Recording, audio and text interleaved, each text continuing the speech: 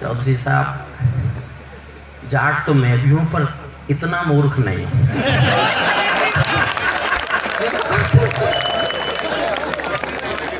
माफ करना, बुरा मत मानना। एक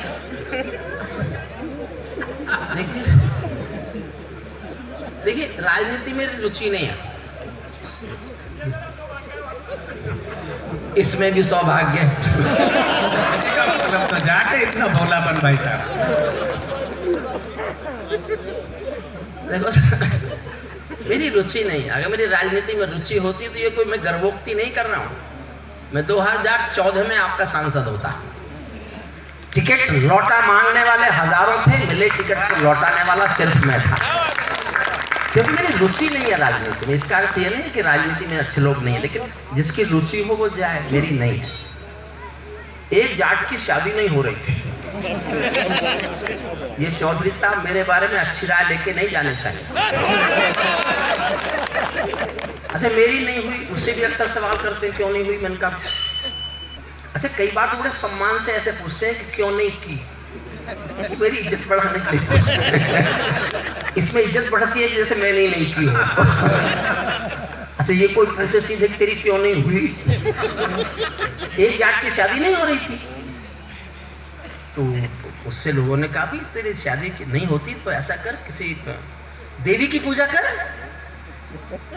जाट बोला अगर मैं देवी की पूजा करता तो मैं जाट होता,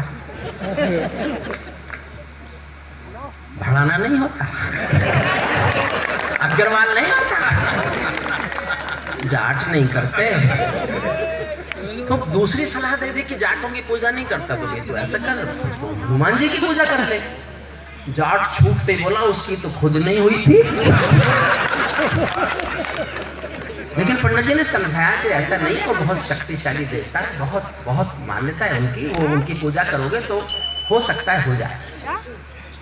तो जाट ने पंडित जी से कहा पंडित जी आप साथ चलो, पूजा करवा दो, मैं तो कर लूंगा। एक दिन किसान जाट अपने हल जोत के बैलों को साथ लिया, पंडित जी को साथ लिया, हनुमान जी के मंदिर पहुंचा, जाके पूजा की। जैसे जैसे पंडित ने कहा, पंडित जी किस जाट करता रहा।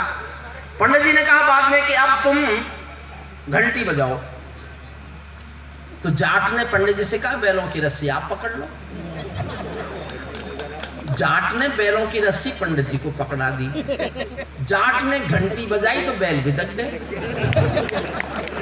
अब दृश्य देखना, दृश्य पर आनंद आए तो पूरा आनंद लेना। मैं सुदीप भोला के सम्मान में बोल रहा हूं। घंटी बजाई तो बैल बिदके, बैल बिदके तो बैलों की रस्सी पंडित जी के हाथ में फंस गई। अब बैल बिदक कर भागे तो बैलों के पीछे पीछे रस्सी का फंदा पंडित जी के हाथ में फंसा हुआ है, पीछे पीछे पंडित जी भागे। जाट उनके पीछे इसलिए भागा मेरे बैल भागे जा रहे हैं।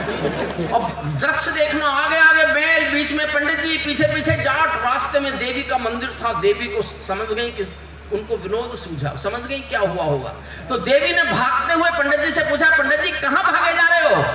तो भागते भागते पंडित जी बोले देवी आज तक तूने किसी बनिए ब्राह्मण का ब्याह कराया होगा, जब किसी जाट का कराएगी ना तो पता चलेगा कितना भागना पड़ता है।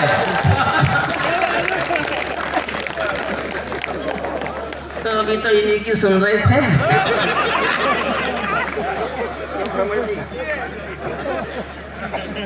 देखो ये सब कवि हैं बहुत अच्छे, ये सब कवि सम्मेलन, ये कविता सुनाते हैं, सबने बहुत अच्छी कविताएं सुनाई। मैं कवि सम्मेलन सुनाता हूं। अभी भी मैं जाट होते हुए भी बहुत अक्लमंद हूं। अगर इसके इस साइड में 2-3 कार खड़ी कर दो या कोई कनात लगा दो तो इसकी आवाज कम हो सकती है। अगर आपके लोग यहाँ कहना मानते हो नगर पंचायत में, तो इस जनरेटर के इस साइड, हमारी साइड में कुछ 1-2 गाड़ी खड़ी करा दीजिए, उससे इसकी आवाज़ थोड़ी कम हो जाएगी। देखो जाट भोले भाले बहुत होते हैं, इससे भोली कोई कौम नहीं है। मैं एक सबूत और देता हूँ आपको। जब चौधरी चरण सिंह प्रधानमंत्री बने तो हमारे मेरठ के, छपरौली के, बड़ौद के, मुजफ्फरनगर के जाट पहुंच गए कनॉट प्लेस में गुड़ बांटने। खुशी में गुड़ बांटते फिर कनॉट प्लेस पे। लोगों ने पूछा क्या हो गया। बोले मुंह मीठा करो, घनी बड़ी बात हो गई। बोले जी हुआ क्या। बोले होना के था, आज हमारा चौधरी चरण सिंह इंदिरा गांधी हो गया। ऐसे बोले हो सकते? सारे अच्छी अच्छी कविता सुना रहे थे। अरे भाई कविता सुनने आए क्या ये सब लोग? देखिए कवि, ये सरकारों का काम है, कोई सरकार हो किसी पार्टी की हो, कि देश कैसे खूबसूरत होगा, सड़कें कैसे अच्छी बनेंगी, नदियां कैसे साफ होंगी, हवाई अड्डे कैसे अच्छे होंगे, किसानों को कैसे गन्ने का पैसा मिलेगा, ये सब काम सरकारों के हैं। लेकिन हिंदुस्तान के आदमी की आदमियत कैसे अच्छी होगी, ये काम साहित्यकारों का, ये काम कवियों का है। वो अपना काम करें, हम अपना काम कर रहे हैं।